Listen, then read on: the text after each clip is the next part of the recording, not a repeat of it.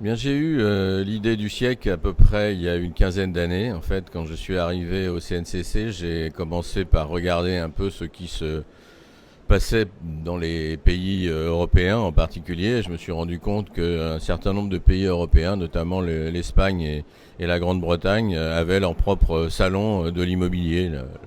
L'Espagne tous les 2 ans et l'Angleterre tous les ans. Et donc je me suis un peu inspiré de ce qu'il faisait et j'ai proposé à mon conseil d'administration d'essayer de reproduire en fait en France ce qui s'était passé donc dans ces pays, ce que se produisait en fait dans les pays, notamment en Grande-Bretagne. Et donc je suis allé souvent en Grande-Bretagne pour aller voir comment ça fonctionnait et mon avis, la manière dont je travaille, c'est je me dis voilà, je m'inspire beaucoup de ce qui se passe et si je peux copier et surtout améliorer ce qui se passe ailleurs, eh bien, je pense qu'il n'y a pas de raison de se priver. Donc, on a décidé, avec le conseil d'administration du CNCC, de créer le siècle il y a 11 ans, donc.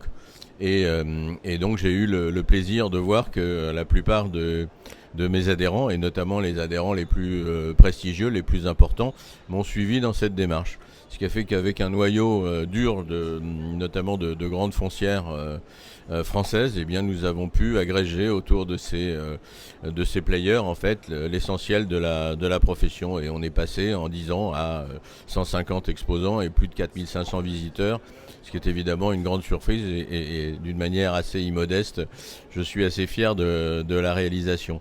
Je suis convaincu que le développement du siècle est loin de s'être arrêté et qu'il y a encore beaucoup à faire. Et pour ce qui me concerne, bien que je quitte le CNCC à la fin juin, eh bien j'aurai encore l'occasion de conseiller le développement du siècle et personnellement je m'en réjouis.